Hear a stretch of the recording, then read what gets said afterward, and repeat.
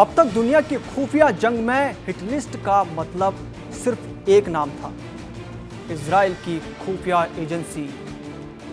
लेकिन अब तस्वीर बदलती दिख रही है।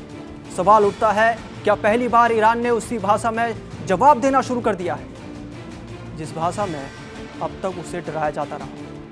क्या यह सिर्फ एक धमकी है या वाकई किसी बड़े ऑपरेशन की आहट?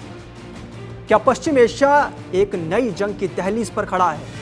और सबसे बड़ा सवाल, ईरान की हिट लिस्ट में किसका नाम है?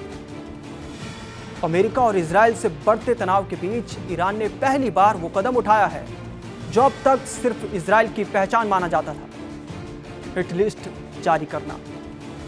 ईरानी सरकारी मीडिया में सामने आई ये सूची जो है, ये सिर्फ नामों का ब्यौरा नहीं है, बल्कि ये एक खुला रणनीतिक संदेश है। अब ईरान सिर्फ बचाव नहीं, जवाब की भाषा बोल रहा है। इस लिस्ट में सबसे ऊपर नाम है इजराइल के प्रधानमंत्री बेंजामिन नेतन्याहू का। उनके साथ सूची में शामिल है Mossad chief David Barnea, defence minister Israel Katz, IDF chief Eyal Zamir, air force chief Tomer Bar, military intelligence chief Shlomi Binder और ऑपरेशन चीफ इत्जीक कोहेन। हालांकि ईरान ने यह साफ नहीं किया कि इन लक्ष्यों पर कब और कैसे कार्रवाई होगी, और यही अनिश्चितता इस सूची को और खतरनाक बनाती है। यह हिट लिस्ट ऐसे समय पर आई है जब नेतन्याहू अमेरिका दौरे से लौटे हैं। 11 फरवरी को उन्होंने व्हाइट हाउस में अमेरिकी राष्ट्रपति डोनाल्ड ट्रंप से मुलाकात की।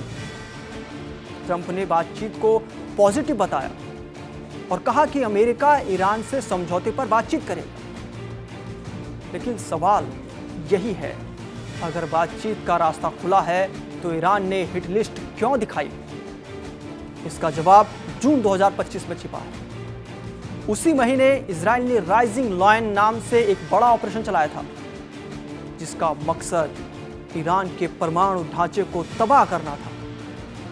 इस ऑपरेशन में इजराइल ने 1 दर्जन से ज्यादा परमाणु वैज्ञानिकों और ईरान की सैन्य कमान की रीढ़ माने जाने वाले नेताओं को मार गिराया। मारे गए प्रमुख नामों में IRGC चीफ हुसैन सलामी, ईरानी सशस्त्र बलों के chief of staff Mohammad Bagheri और IRGC air force chief Amir Ali हाजी जादे शामिल थे। अब ईरान की हिट लिस्ट उसी अधूरे बदले की गूंज है। यह सिर्फ धमकी नहीं, बल्कि संकेत है कि पश्चिम एशिया की छाया जंग अब और गहरी होने वाली, जहां नाम सामने हैं लेकिन अगला कदम भी अभी अंधेरे में है।